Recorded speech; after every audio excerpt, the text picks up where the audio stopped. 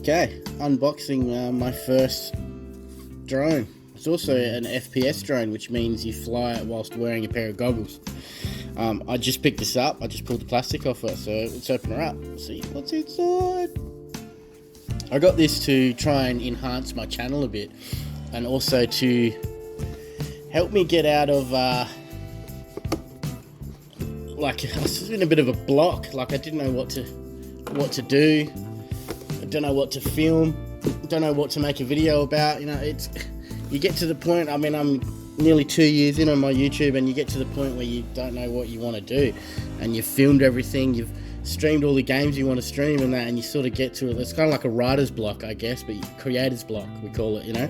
So I figured this would give me, one, an extra edge on my channel, better footage, better quality stuff. 2, it's going to get me hyped into making some more content.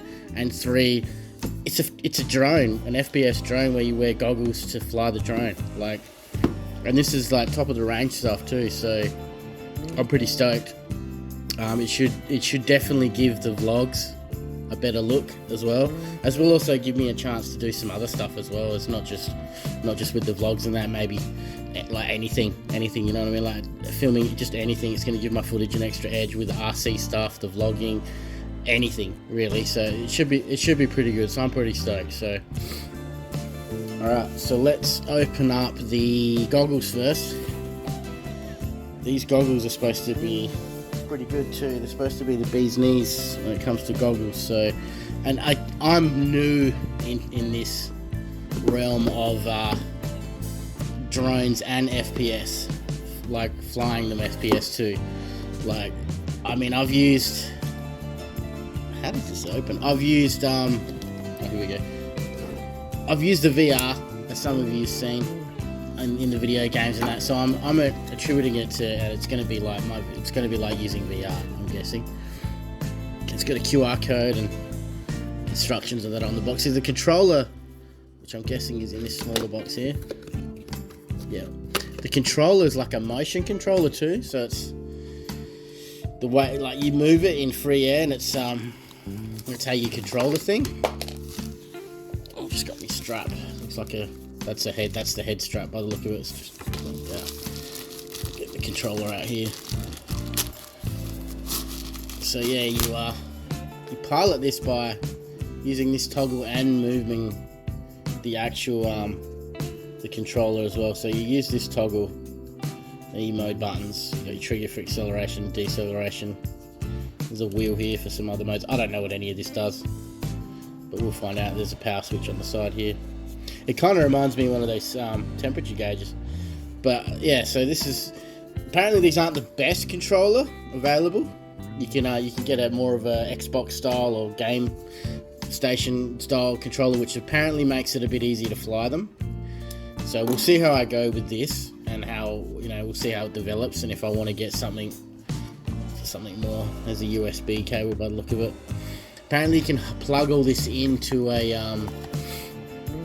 your PC and run software like a simulator to learn how to fly it. There's my battery. Let's get that out. Yep. Battery. Little books here. Keep them close by because they're probably going to need them. And we got another USB cable by the look of it. It's probably a charging cable or something. Hand strap, Wii style hand strap, and looks like a couple of lens protectors, which I'll keep in there because they're protected whilst they're in there. Out comes the goggles themselves. Now, one thing I'm noticing straight off the bat, that it doesn't come with a carry case, which is a bit of a shame, especially for the price. Just like a simple case would have been sufficient, you know. It's just a small case with something sort of like, you know, would have been pretty good for, especially for the price. I mean, yeah, it is what it is. There's the goggles. Already these feel weighty, they feel solid, they feel quality, and I'm not even holding them in, you know. So yeah, we got some covers here. Yep. little lens covers that cover up.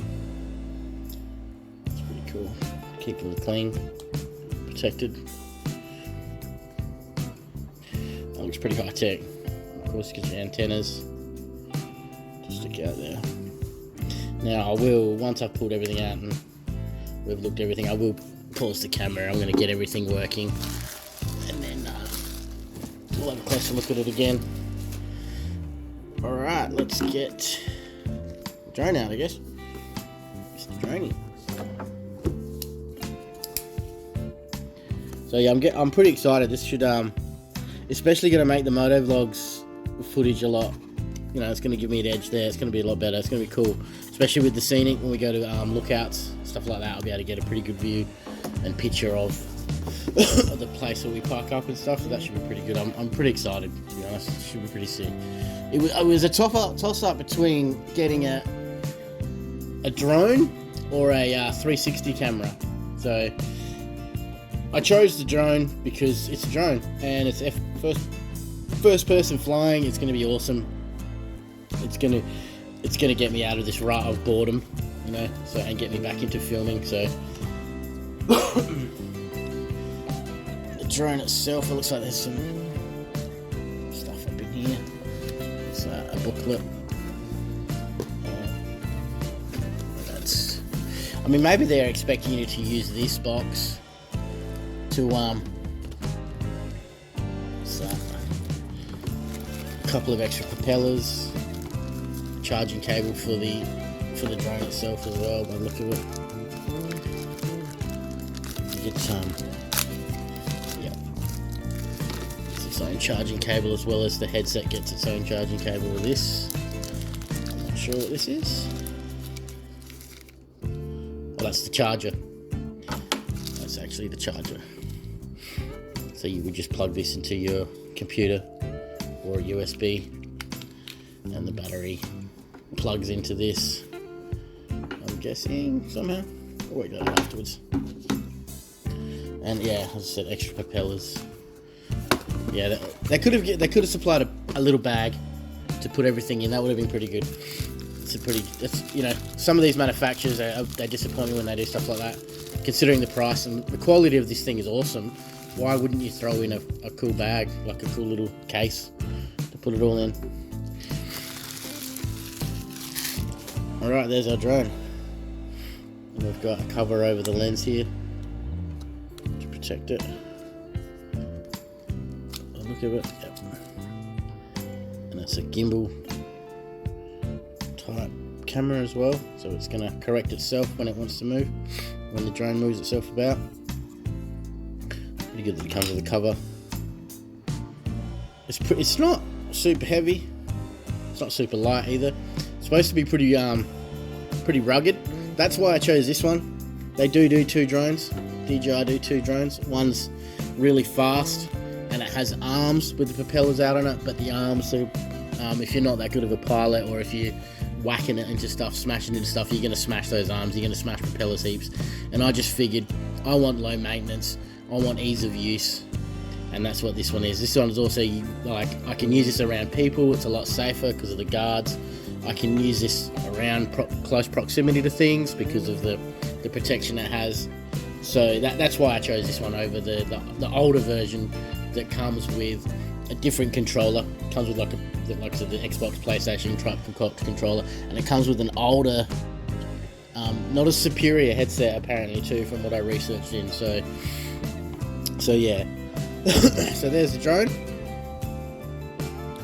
and as I said, hopefully we'll feature it a lot more on my channel, using it to film and make some awesome content with the motorbikes and just anything else that me and the crew get into. So it should be pretty cool. Alright, I'm going to set it up, have a play with it, figure out how it actually works, and we'll get back to you. Alright, give me a moment.